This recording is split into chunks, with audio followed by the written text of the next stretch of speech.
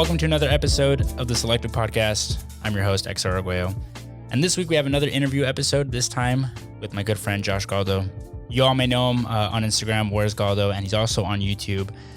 Kind of a newcomer in the fashion space with YouTube, and honestly, one of the nicest people I've met in and around this space. So it's going to be a good conversation. Josh, welcome to the show. How are you doing today? What is up? What is up? Howdy. I'm doing just fine, doing great, just chugging along.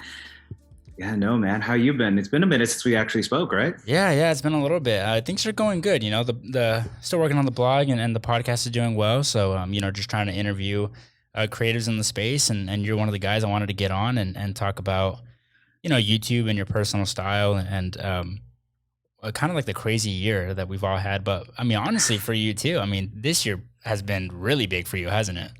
It really has. And truly, thank you so much for even just acknowledging that I exist on any sort of platform, just because I've been obviously I've loved fashion for a while, probably, I don't know, I'm 25 now. So maybe a good decade into it. Mm-hmm. I've only just started my YouTube channel I'm coming up on a full year, come the 24th, around that. And this year has been truly partially challenging, for the most part challenging, but also some really great growth, really great things coming about. And I'm not trying to brag or anything, but it's just I've been able to do something with what I love. And it's really just kind of keeping me afloat, For sure. And at the end of the day, that's something that we can all admire when people turn their passions into something more. When you and I had talked for my blog, we kind of touched on this previously, but just to get the audience a little bit more familiar with yourself, I would best describe your personal style as Japanese Americana, a little bit of avant-garde in there as well, very muted tones, earth tones, you are out in Vegas, and your style just screams to me kind of like the American Southwest. So, for the audience, how would you best describe your style? And yeah, let's start there.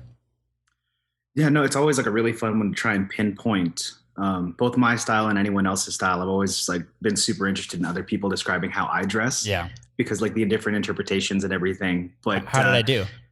No, dude, I think you got it spot on. Oh, okay. Really, the only way that I can describe my style is personally is just eclectic sometimes. Really just anything that I find interesting and fascinating, I try to throw into that. And Japanese Americana is absolutely one of the day-to-day staples that I think I can go out in and feel really good in, just because it's both welcoming to a lot of other people who maybe that I just run into out here in Vegas, like you said, the Southwest, it's really just not out of the ordinary. And then kind of trying to throw a little bit of Japanese, appreciation for quality, appreciation for patterning and things like that. And so I think it really Japanese Americana, I think, does really, really well, especially particularly on the West Coast of the US. Right. And that's something that I find myself super comfortable in. But on the flip side of things, I also absolutely love, like you said, some avant-garde, just throwing some things in there purely because of the unique shapes. I like how it's kind of robbed of a lot of color most of the time, just because everything just kind of relies on both quality and shape. And only fairly recently have I been able to kind of delve into that direction, just because through social media and things that I've been able to do, I'm a lot more confident in trying to branch out, Yeah. You touched on a lot of good points there, man. Obviously where you're from plays a big part in it too, but really with your style, and we can get into this in a little bit with your YouTube as well, but you really try to, your style is very elevated, very well put together, but still has a raw grunginess feel to it sometimes. I know you're big into denim, patchwork, and things of that nature that kind of lend itself to a Japanese Americana style. I know you really like brands like Capital, Visvum. You've also dabbled in Rick Owens and some other things of that nature. So it's kind of an amalgamation of a lot of things, which I think is cool. And I think within the past, I would say I think you've been really confident with your style. I think people can can kind of, can look at your Instagram and say, okay, this guy has it figured out. Um, in your mind, when would you say you kind of figured that out for yourself? Like when did you figure out what worked for you? That's super, super interesting because I have gone through so many different phases, so many different types of styles, and like trying to just figure out where my style just lands, not only with other people, especially on social media, but more so like where I feel comfortable. I definitely started off with like sneakers and just street and hip hop in general. Back in high school, I was more so just kind of like, my goal was to fit in. I wasn't very confident really at all growing up. And so it was more so my goal was to fit in. My goal was to look like the cool guy. And I know that's not really like the greatest thing to like do, but as like a 14. Yeah, when you're young, it's just kind of the way it works, right? Oh, absolutely. Yeah. And as I started to kind of dress in different things, try to, like, save up some money, buy something, I realized that, certain things kind of catch people's attention. And it really kind of like when you wear something that maybe you've saved up for, when you wear something that has maybe been a goal for you, then it makes you that much more confident, and kind of building that confidence only like accelerates you further into trying to do something different. And I never thought of myself as a creative person. I never thought of myself as a confident person. But as I got older, I'm finding the appreciation for certain subcultures, certain aspects of life. Like at one point I was like, starting off, it was definitely like hype beast culture that really kind of got me into it with street art and hip hop music. Right. And then from there, I grew up actually listening to nu metal and a lot of rock music. Yeah. So counterculture stuff, that all influences it too. Exactly. And so I really, at one point, eventually got more into like boots, punk culture, grunge, things like that. And kind of basically developing and where my interests genuinely lie. I at least hope you can see kind of like at least a little bit of inspiration in what I wear today, Yeah. And wearing clothes is a journey. It's a journey of like yourself and finding out what works and what doesn't. Me personally, I feel like I've kind of hit a place where like I know what works for me, and that's taken a long time. I'm 25 too, right? So this isn't something that happened overnight. So, for some of the viewers listening and you're looking to kind of see what works for you, I think you're a good testament to that, is that it takes time. This isn't something that, that you can figure out necessarily in one fashion cycle or even a year or a couple of years. It takes time. Oh yeah, it takes absolutely forever. And I gotta say, I think the style that you've been able to kind of accumulate up to this point is like absolutely perfect for both, like you saying you're from Texas and your like body type, your proportions, everything looks so spot on, and it just takes time to develop that taste, Yeah, and the confidence too, to have like the confidence to try to wear pieces that are, a little bit out there, and that those are things that 100% take time and confidence. And 100%. Speaking of confidence, man, you started a YouTube channel about a year ago. And one thing that I really like about your channel, and we've touched on this before, is that you like to kind of develop topics a little bit more. You really like to take a different approach. It's not just, although you do have pickup videos and you talk about pieces you're picking up, it's also about the history of X, Y, and Z, or you're looking into why this particular designer or a garment matters. Was that kind of the goal from the beginning? Yeah. So I've been like consuming content on YouTube for, forever now. Like, so as long as I've been into fashion, I've been using YouTube as my main kind of way to consume most fashion, especially street culture and street fashion. And oh man, like what I really was kind of wanting and craving, it's kind of a personal preference, is that I was like, I love seeing these people that I looked up to at the time. I love seeing what they do, and I love when they talk about it. And I particularly noticed I love when they kind of delve deeper into it, where there was more substance there than just the piece of clothing that they're showing, whether they show how it's made, what it's made of, what it means in terms of like what it's inspired by. Right. And that was like my absolute favorite thing. So that kind of got me into doing a little bit more research, kind of finding a little bit more meaning behind what I buy and what I put on my body. And so it's funny, you can find a lot of symbolism. You can find a lot of like, just more traditional means, and like it means so much to some, but to others, when you're walking on the street, it's just another piece of clothing passing by. But Yeah. it makes me feel a lot more fulfilled when I know exactly what I'm putting on my body. And Yeah. it's like basically what I wear is a testament to what I find interesting and the values that I hold. And so that's kind of the feeling that I wanted to emulate in the videos that I do. I want to show that, that yes, it's just clothes and it doesn't mean everything to a person, but if you put a little bit of thought, a little bit of effort into how you dress yourself, how you put yourself together, that can be that much more of a genuine representation of who you are on the outside, Yeah, 100%, 100%. And your videos, I mean, you looked at kind of the history of different artists and brands. You've also looked at, a guide to Levi's. I'm looking at your channel right now. I mean, you've done a bunch of stuff. And I think it's a good mix of stuff that I don't want to say it takes minimal effort to watch, but stuff that you can just like watch and like enjoy, but also stuff that makes you think as well. And I'm assuming that's a balance that you have to kind of, I guess, struggle with every time you want to make a video. I mean, in your mind, how do you come up with these topics? And are you ever scared to go, I guess, too in depth that you might lose people? 100%, dude. Like, honestly, as much as I want to avoid trying to make videos that I think will do well, I try to kind of keep that in the back burner, because all my true goal is to really just express what I like, express what I want to share. But obviously there is that typical video, like pickup videos absolutely do by far the best on my channel regularly. Yeah. And it's not that I dislike doing pickup videos, but I know that it's necessary, and it's necessary for growth. So I try to kind of balance it out. There will be videos. I mean, of course, I'm proud of every video that I do.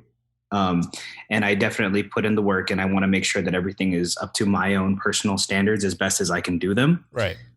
But there are some videos that I like to do that don't perform all that well, but I think it's an important video to talk about, or something to bring up within that whole space of fashion, because everything in my eyes is connected.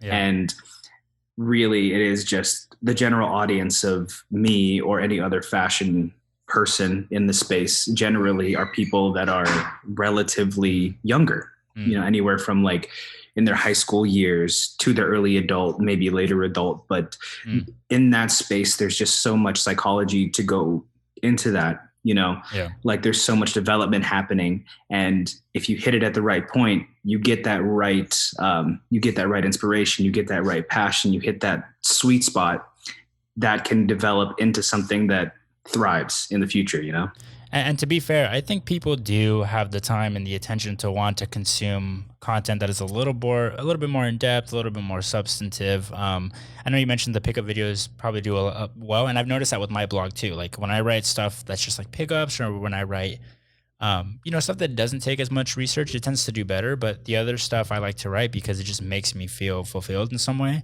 That being said, I mean, there is still an audience for that, and I don't want to sound like people, like we're super pretentious and people don't want to listen, to an in-depth explanation of Rick Owens or whatever. But there is an audience for that, and you found success with people who like that kind of content.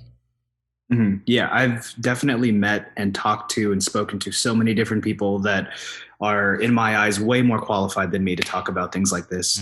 And to be even considered as someone who has an opinion that's not necessarily important, but someone who has an opinion and appreciation that can be recognized is probably one of the best feelings for me, 100%. Well, in the past year, your YouTube channel has grown a lot. You've had a lot of success with that. But obviously, you obviously have a full-time job and you're working outside of YouTube. So lately you've kind of moved a schedule a little bit. I think you're doing bi-weekly now. Is that right? Yes. Yeah. And how has that transition worked out? I think the last time we talked, you were barely starting that. So how has that worked out for you? Do you feel like you have more time on these videos to work out some of these topics? Yeah, most definitely. Weekly was a lot of fun to do.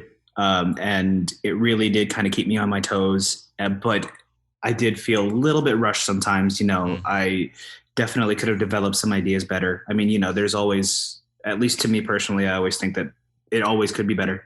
there always can be like, there's always room for improvement. Mm-hmm. And I'm not like upset. I'm not sad about what I put out. I'm never like really upset about it. I just look at it as that's the best I could do that time. Now from there, how can I make this better? I always will have my brother or my girlfriend watch my video. Mm-hmm. People who, well, my brother is like in high school and he thinks rather significantly different from me. And so I'll say, hey, what do you think? Is this something that you'd watch? Is this something that, because my lens isn't the only one that matters here. And that's a lot of like social media, and like, it's kind of like a sad truth to really kind of realize. Yeah. But my lens isn't the only one that matters. So I want to get as many different people's opinions as I can. And my brother will give me feedback. My girlfriend give me feedback. You know, things are going on like that. And really, it's just, I'm trying to gather all the information that I can. It's like a whole learning process. And I mean, every single time that I do a video, I want to make sure that it's something that first and foremost, I would enjoy watching personally. Yeah. But I don't want to really just put on the blinders and be like, I'm making content specifically for me. I know a lot of people will say that, but like truly, like you do have to like, in a sense, keep like take into consideration your viewers, the people that look at you, because that matters a lot. Yeah, and this is a good discussion for anybody who wants to get into YouTube and start that. And speaking of doing things that the viewers want to, I know recently you started vlogging, which was something that I think people have like really asked you to do in the past, and then really more recently is when you started doing it. I have to ask, man, how is it like vlogging, taking a camera out to? I have a hard time taking fit pics. I get so I get like so scared and embarrassed. I know some people don't have that fear, but I do. So. How was starting the vlogging, and did that come about because of recommendations from people who watch your stuff? Yeah, 100%. I came purely by recommendation. I actually never wanted to do vlogs because I never thought that my personality would come through too well. Like, of course, like when I do vlogs, I'm not faking it. Obviously, this is me just being me. Right. But having a camera out and just talking to a camera, you get a lot of stares. You get a lot of people just kind of like, what are you doing? Or some people will, I mean, if you're in a store, they'll be like, oh, can't record here. And I'm like, totally cool. Like there's a lot of limitations and a lot of things to contribute to a more social anxiety when it comes to vlogging, which is definitely why I don't really do it all that often. I always have to kind of like plan, I'm going to do this and I'm going to vlog this. But no, it's from the beginning of me doing YouTube saying that I will never do vlogs, and to now I'm like, you know what, I'm very open to doing them. Yeah. And it really does help that a lot of people have been super supportive of that like type of content. And I think my initial distaste for the vlogging kind of stemmed from like some of the biggest content on YouTube is just people vlogging lifestyle type of content, which I watch myself as well, but I find that it is just pure entertainment and not something that people can learn from, not something that people can like take information away from. So whenever I do my vlogs, I want to try and inject my opinion, give a little bit of information. Yeah. My last vlog where I went vintage shopping, I wanted to show people my favorite places to go vintage shopping in Vegas. That was a good video. And thank you. And I was like, okay, if I'm going to do a vlog, I'm not going to have this be throwaway content because I don't like that. I don't want someone to watch my video and be like, oh, I didn't really get anything from that. Yeah. I want people to be like, oh, see, maybe you watch my video and maybe one day you'll eventually visit Vegas or something and be like, oh, hey, I remember someone did a vlog in Vegas about vintage clothing. Refer back to the video and it'd be something that's useful, Right, for sure. Yeah, and that was a great video. You went to some really good spots, and it seems like the thrifts in Vegas are pretty damn good. From what you showed, it looked pretty good. Like real thrift stores, like Savers, Goodwills, and stuff like that. You won't find much there. Yeah. No, yeah, it's a real hit or miss. Like I find something maybe 25% of the time, but. A lot of the curated vintage spots in Vegas actually are really, really good. Yeah. And I I have been doing like going to those vintage shops for a couple of years now, and like there's something for everyone. Not just clothing as well. There's like furniture, furniture, collectible toys. My girlfriend collects vintage cameras and everything like that. So it's really just kind of not just like me trying to like find content. This is just stuff that I've been doing for a while, and to document it is kind of like the least I could do for people who are interested, you know? For sure. Speaking of clothes, I mean, vintage isn't all you buy. You buy a lot of really good stuff from a lot of really good brands. Your latest video last week, was the Rick Owens, the Creech cargos and the Geo baskets. That was a cool video. For all of us out there who one day dream of having those pieces, let's start with the Creech cargo, man. How are they in hand? How are they? Oh, dude. Man. The ones that I got are 100% cotton. They're pretty rigid as far as like how stretchable they are. They're not very forgiving, but honestly, the drop crotch helps with that. Yeah. That one was definitely like a moment where I was like, okay, I want to pull the trigger. I really want a pair of Creech cargos, and I wanted a pair of Creech cargos. It was kind of my like, it was kind of my white whale. It was my like, I really, since the start of me liking fashion, I saw somebody wear it. I don't remember who, but it was just like Creech cargos. That's like the thing. And I know they're not like a big, they're not like in trend per se, but it was like representative of my goals at the beginning of me liking fashion. And to be able, I'm fortunate enough to be in a position where I could at that moment afford that. And I was like, okay, this is a piece of clothing that not only has like looks really cool, fits pretty well into my wardrobe, but it in my eyes represents something that like I've met a goal. And just on a personal level, I think that's kind of like the type of feeling that I absolutely love about clothing. When you're looking at these things online and you're looking at like social media or really like new collections of like different brands, you're just like, oh, I want to buy that. But it just kind of has this satisfying feeling of like, I love this pair of pants, you know? Yeah. No, yeah. And like, and it has a story for you. It meant something. I know you said in your IG post, like you wanted them for like 5 years. Yeah. Half a decade. I mean, that's a long journey to like wanting a particular garment and then finally being able to have that and showcase that off. I'm sure that's like really special for you. Oh, absolutely. And it's something that I really hope to continue doing. And I really hope to never lose that feeling. Cause like, I think that's kind of the best part of being into fashion is just when you feel like you've attained something that you didn't think you could have. It's just like, you can equate it to any other goal in any other person's life, not just fashion. It's really just a milestone, even if a minor one, it is a milestone in my eyes, you know? For sure. I mean, we all have our hobbies. We can't knock it. You know what I mean? Some people, some people buy expensive paintings, for example, or whatever. And exactly. For them, that means something. I 100% get it. You know, for me, when I get my hands on a pair of like Andy Millimeter reverse lace up boots, I think I'm gonna have that feeling because I wanted those boots for years, you know, and I'm so close, you know. I think I'll end up getting them soon, but that's like one piece in my mind that I've always wanted. It like represents something more to me, you know what I mean? Mm-hmm. And I think that's really neat. But anything else on the list that you don't have yet that that you're looking to get in the future? Oh man, as for right now, I think the only thing that like. Well, there are definitely a couple of things, but I think a pair of Carol Christian Pole tornado boots. Yeah. Those are hot right now, man. Those are hot.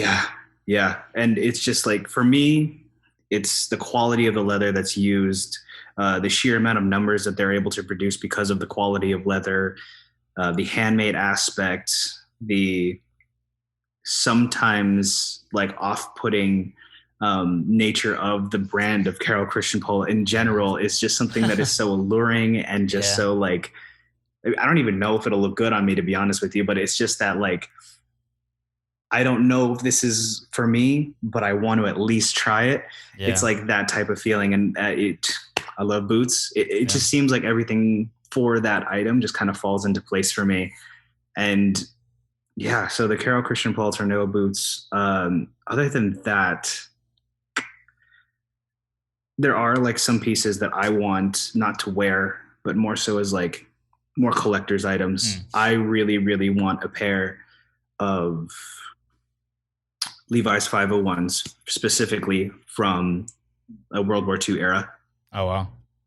Just for me. I mean, obviously, I've said before in my videos and stuff that I love denim, but that was a moment where they did a lot of major changes to the actual garment because of the nature of the time. Yeah. They were trying to ration, so the copper rivets were kind of like, nix most copper rivets, and then they wanted to save on thread, so they, instead of using thread for the Levi's logo on the back pocket, they kind of just like painted them on. And I think it's just such a cool garment to have because it was influenced by history. Yeah, and maybe not something you would wear, but just something that you would keep in the collection as really like a piece of art that you can keep with you forever. Oh, absolutely. Yeah, 100%. It's my version of buying fine art. Yeah, for sure. And those CCP boots, man, are also a piece of art. But oh yeah. And I know you've been talking. You mentioned boots, and we talked about this in the last episode. Kind of like this resurgence of combat boots, and people have been wearing a lot of boots. And in my opinion, you've been a big part of that. A majority of what you wear is boots, and a lot of the looks that you pull off are look very well put together, and the footwear is a big part of that. So. Anybody listening to the show who wants to dive into boots more, for you, what's a good starting point to get into boots? So my like two go-tos that are like probably the most attainable and easiest to get into, as far as comfort goes, if you're like a person who came from sneakers like me, I trying on my first couple of pairs of boots, I was kind of like not really on board at first just because of the comfort aspect. I used to wear Boost. I used to wear Jordans. I used to wear things like that were really capitalizing on comfort. And I mean, if you're looking for comfort, boots aren't the way to go. But when at first I tried a pair of Doc Martens. Took a while to break in, as everybody I'm sure knows, but now they're just as comfortable as sneakers to me. And honestly, boots like Doc Martens are such a great entry level. They might not be the cheapest boot ever, but I think that the look, the construction, they last a rather long time. It's a great segue for you to get into, stay in that realm of boots, or kind of like graduate more into higher end pairs of boots. And not just that, but also vintage military boots are always probably the perfect type of combat boot to get into if you're new to it, because there's so many different types of iterations and variations throughout the decades. And that just segues into more just learning, because I mean, I have a pair of combat boots from the 60s, the 80s, the 90s, all have very different things. And that interested me. So I went and looked into more why they're different, like in those ways, why they made those improvements. And so like, it's just a domino effect, like, so yeah, Doc Martens, vintage combat boots. Yeah. And once you graduate from that, you can get into the higher end stuff, and you do have some of those higher end pieces. I believe you have some Guidis as well. I do. And honestly, I need to ask you, because that's actually next on my list, is a pair of Guidis. How are those boots? How have they worked for you? Oh man, I have loved them so very, very, very much. Like Guidi and CCP are kind of like, in my eyes, like on the same level of like leather quality. Yeah. And so when you get a pair in hand, it really is like truly something special. Like it is like, I have a pair of horse leather boots with the tank sole or combat sole, Vibram sole, whatever it's called. Yeah. But those like feel so substantial. And I had never had anything that was horse leather before. And so I was like, wow, this is like such a different material to be used. It looks really different than any other boot that I've ever worn. And then I also have another pair of, actually I got a new pair of Guidi derbies that are in a gray. Yeah. And it's like, it just goes so seamlessly with everything. Yeah. And that's, I think, like where my love for boots and derbies kind of like really stem from. It's that like back when I was into sneakers and stuff, it was mostly the sneakers that stood out. That was the statement piece. Right. Whereas nowadays I want everything to kind of seamlessly transition together. And like to the naked eye, it'd be like, oh, you're just wearing a pair of derbies. You're just wearing a pair of boots. But to intrinsically know that they're whatever quality that they are, it just makes me more proud to wear them. And it goes so seamlessly with everything that it doesn't need to be the statement. Everything, the entire outfit can go ahead and shine as opposed to only one aspect of the outfit that can shine, you know? 100%. Yeah. And I think boots are a great job, for those listening to kind of help build your wardrobe around. The beautiful thing about boots is that you can wear them with a lot of things and they kind of like seamlessly, tie together. But for the summer, man, it's getting hot over there in Vegas, as we were talking about before. What are you going to be wearing this summer? What do you think is going to be your kind of go-to fit for the summer? And I know Vegas gets hot, man. And when I say hot, I mean like you can't go outside hot. But on those days that you do want to go out, what's going to be your go-to? Oh man, dressing for hotter weather is one of my least favorite things to do. I gotta say, it is not a whole lot of fun to try and look good in the summer. I personally, for the most part, do not like wearing shorts.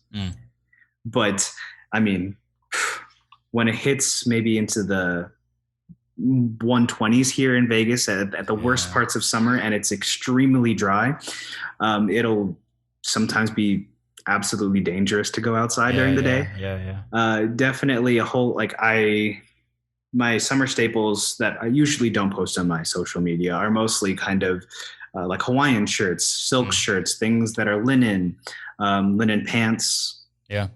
And I wear majority of a lot of the things I wear are actually black, so it doesn't really help. But the more lighter weight things, I've actually gotten a couple of things specifically to wear for summer. I've gotten a pair of very lightweight Arc'teryx pants just to be able to have black pants that fit well, but they're also like lightweight and suitable for summer weather.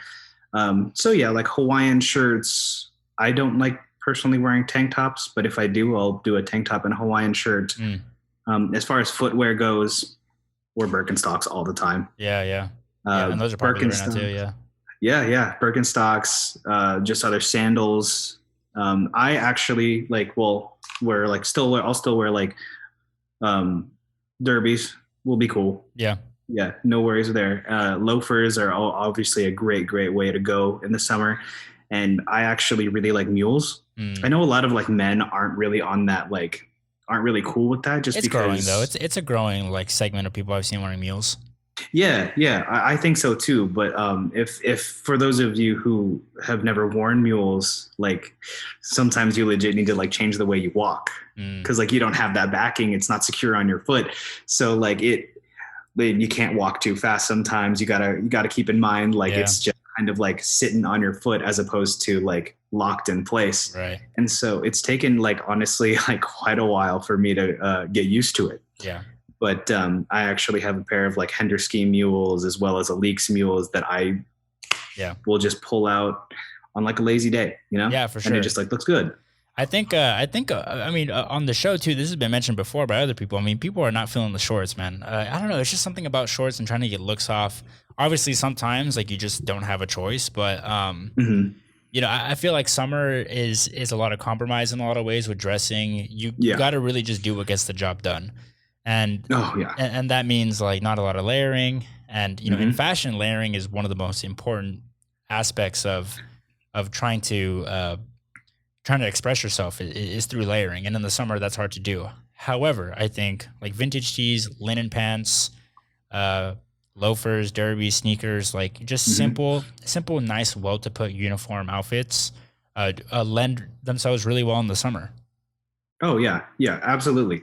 I think that I don't know. I think my dislike for shorts, and I don't know if this is just me or anybody else, but trying to kind of reason it out with myself, thinking why I don't like shorts. Yeah. I think it's because of the lack of detail that you're able to give, to put off. When you wear a pair of pants, a lot of times it can have like a indefinite shape, whether that be slim, wide, skinny, whatever it may be. Yeah. There's distressing. There's different areas of the pant that you can see, like at the back of the knee, there's the creasing that makes it look like a well lived in pant. So there's a lot of details that you can really provide in a pair of pants. Whereas shorts, there's such little material there and such a little variation in what you're looking at. Shorts tend to be really boring, unless they're like a pair of cargo shorts Right. something like that. And I don't know. I think it's just that like I haven't found really the right pair of shorts to really like look at and be like, I like this better than wearing a pair of pants, you know? For sure. It's all about compromise, man. You may be hot, but at least you look good, right? So yeah. Oh yeah. That's the compromise. Dude, Instagram has been a really big platform for you to kind of grow and show your fits off. But in a lot of ways, social media can be kind of unhealthy. And I know on your YouTube channel, you even touched on mental health, and I think you touched on it with Kanye West, and obviously mental health is a big part of is a big conversation to be had right now with social media. But with fashion as well, I think we've all, I can speak to myself, we've all gotten in this trap of, I need to post a fit pic. I need to post a fit pic. I need to try to grow my audience. And I know that sounds stupid, but I think it's something that we all go through. We've all been through at some point. So, for you and yourself, posting fit pics on Instagram has obviously, been really rewarding for yourself as well. But do you ever find yourself in this kind of rut, if you will, on social media? And how do you like stay healthy, mentally healthy, with social media? Oh man, dude, that like, it really, it may seem like the persona that I put forward is more so like so confident that like things like that wouldn't affect me, but no, it's like, it's real, it exists, and it exists for a lot of people. And for me, it's just kind of like every so often, whether it be from yourself or from other people, you just need that grounding, like understand that social media life and your real life are two completely different things. You got to take care of what you got to take care of in your real life, Yeah. And people who are on social media, like, yeah, there will be times where I'm like, oh man, like I want to post a fit pic. I don't know if this is going to do well. And like, you're just like, oh man, I don't know if this is worth posting. I don't think it's going to do well. I want to grow. And the need for growth or the want for growth is super, super natural. Whenever you're just any person who likes something, you're going to want to see growth. Yeah. Whether that be like big growth, little growth, doesn't really matter. Seeing recognition for whatever it is that you like will always, always, always feel good. Yeah. It's a positive feedback loop for yourself.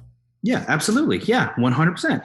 And I have plenty of times found that like, oh man, I'm just not going to post this one just because I don't think it'll do well. And I'm trying to really, for me, I'm trying to get out of that loop just because I hate that feeling. And it's just like, it's not conducive, because like once you feel bad, then like you kind of feel less motivated to do really anything else, even outside of that realm. And so what I've personally been doing, since obviously we're in the middle of the pandemic and we're not able to really go out as much, every time I do go out, even if it's going to be like, I'm going to the grocery store, even if I'm like, all right, I'm going to go get some lunch with my girlfriend, I'm going to do whatever, I always will like put on an outfit that I'm personally proud of, something that I enjoy seeing myself in. Try taking a fit pic. I always take it majority of the times at the same place, which is like really close to my house. And so I'll ask my brother or my girlfriend, like, hey, take this quick fit pic for me. It takes like maybe 5-10 minutes max, and then move on with my day. And then kind of look back at it at the end of the day. And I'm like, do I still like this? Is this something that I want to post? And a lot of times if I put on a fit, even for a menial task, if I put on a fit that I'm proud of, I'm like, you know what? I feel better. And I'm just going to post it anyway, just because I'm proud of seeing myself in it. Yeah. And it's really just that you kind of got to trust yourself. You got to trust your own judgment in what you're going to wear. And like, no, there have been times, man, where like I legit, like I hop over to the nearest Walmart in Rick Owens and I'm like, no, it's all good. Like, I don't even care. People are looking at me in like drop crotch items or things that are a little bit more eclectic looking a little weird. But I mean, at least it's weird in a positive way. Yeah, for sure. And that's something that I think we all struggle with. And it's something that a lot of people who can, or listen to this pod can relate to as well, is like, you see people who like post really good fit pictures on Instagram, and you're like, man, like, why can't I do that? Or man, they look so good in that. Why can't I do that? And it can have like a positive and a negative effect on people. And I think it's really Mhm. important for people to understand is that like so what you see on social media is what the person who's posting wants you to see, and there's a whole life and a whole world outside of what you see on Instagram. And I think that's why podcasts like this are important, is that people can like connect to um, you know this particular this influencer, if you will.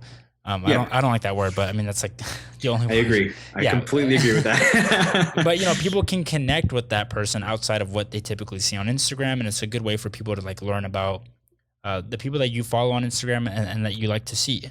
But at the Mhm. same time, it has like negative and positive effects for sure. Oh yeah, yeah. If there's anything that I ever would tell anybody, and this is not me speaking as like someone who has quote unquote made it. I'm still very small myself. I'm not like trying to say I've made it anywhere big, but I, for one, just completely appreciate what I've been able to do so far. Yeah, But as for every person of influence in anything, not even just fashion, but anything, you're right. Social media is just a curated version of what people want to display of their lives.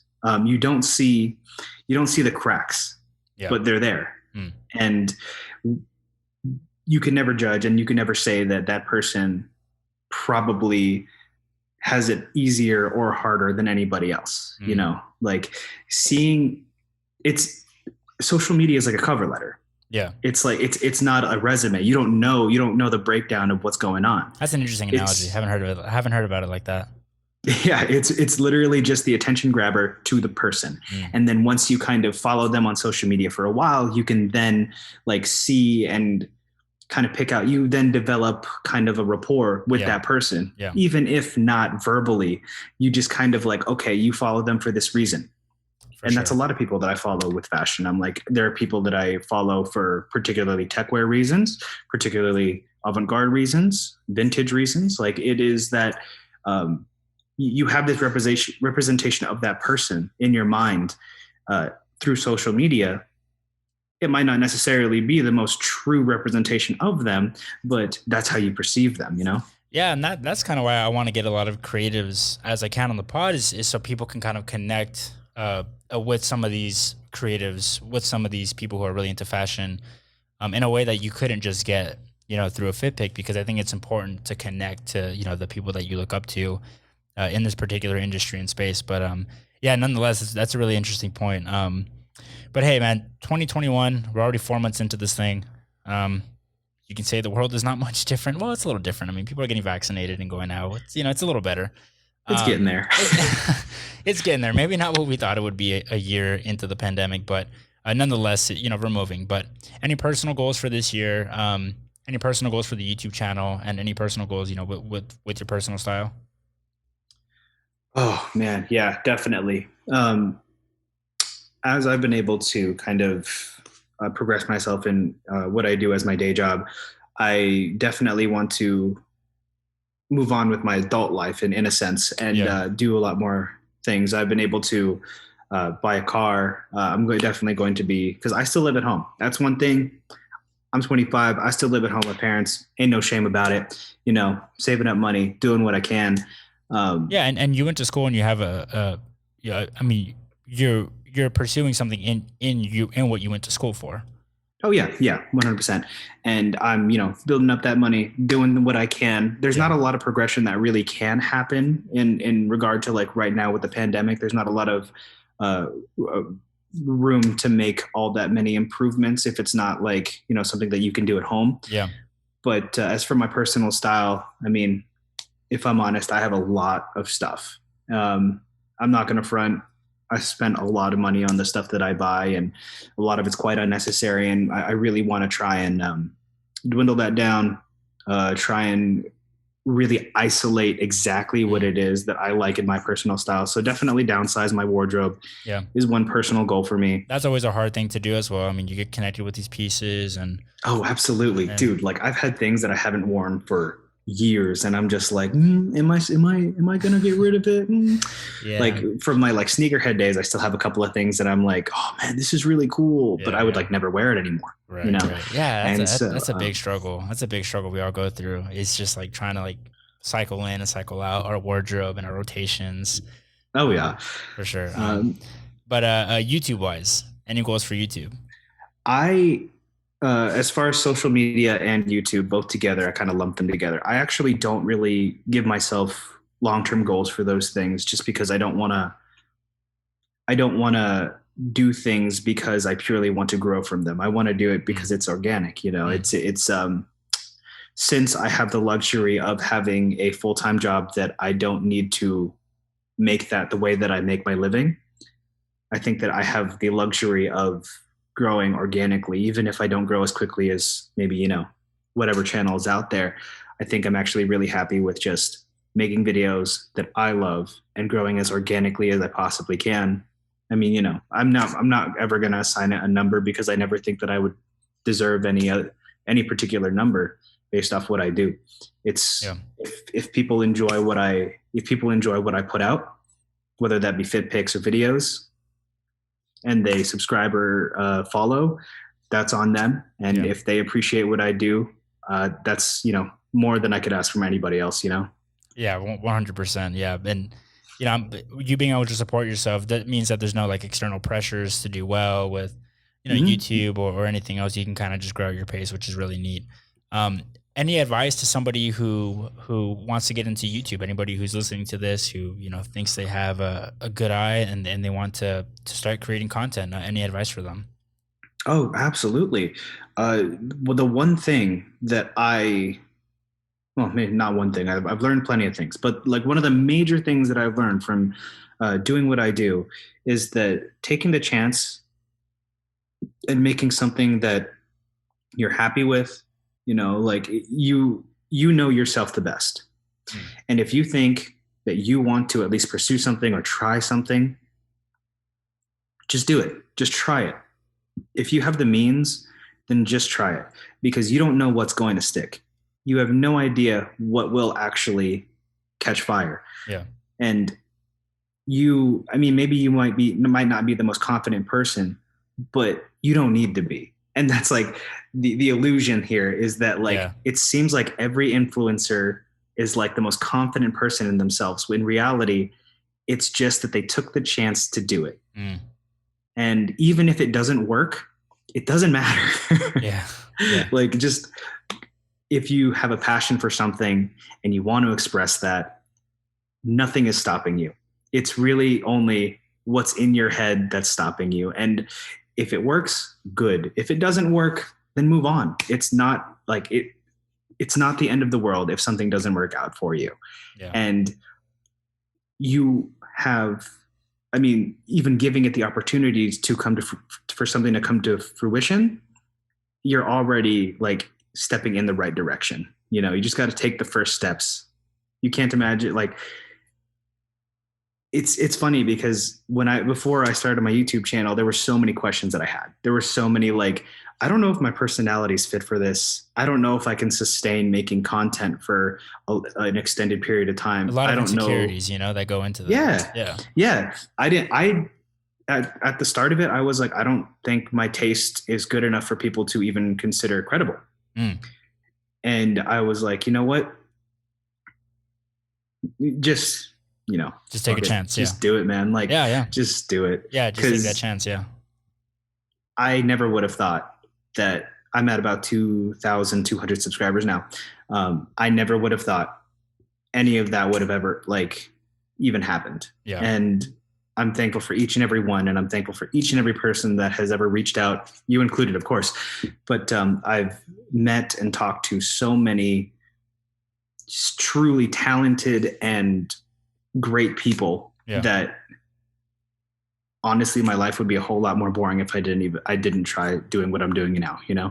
Yeah. 100%. I can agree with that. I mean, I've met so many people doing the podcast and doing my blog as well, where it's just like, if I wouldn't have done it, there's friendships that I wouldn't have. There's conversations I would never have. There's, even talks about like philosophy and things, and things like what we like wearing and stuff that would never have happened. And I think like what impact of those people have had in my life, where if they weren't in my life, I wouldn't be sitting here today, even being able to do this podcast or things of that nature. And it's just like a truly humbling experience. How nice everybody has been in and around like the YouTube space and Instagram space, if you will. That's another thing. Like I thought, and I had this notion that like the fashion space would be so particular and so like in a sense judgmental, because that's exactly what it is. We're judging everybody's fits that we see. Yeah. Do we like it or do we not like it? Right. But it has been so very welcoming, and I am so very like thankful and impressed. And I never dude. Yeah, I've been impressed too. The feedback has been great, and just meeting people has been great. Josh, one of the last things I wanted to ask you, man, any advice for people trying to build their wardrobe and build their personal style, whether they're into street, whether they're into the avant-garde stuff, whether they're into archive, vintage, what's some personal advice you can give for someone looking to build and expand on their wardrobe? Ooh, I would say explore whatever you think is interesting, even if it might not be the most popular thing in the world. Just go in that direction. Like, just at least explore the different options that you have.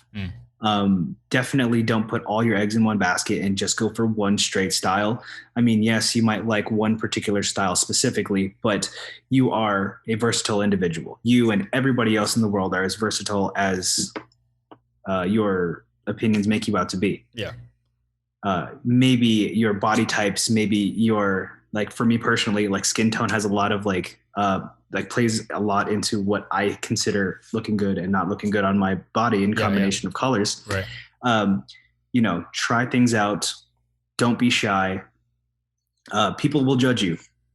It's just going to happen. Yeah. Get over it, because honestly, they'll judge you, but they'll never know you unless they actually get to know you.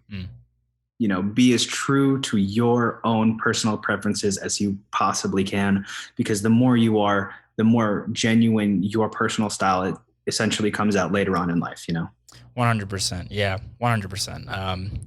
It's a journey, kind of like building your wardrobe and finding out what works for you and what doesn't. I mean, we're both 25, so looking back within even in our adult lives, like the past, however many years, like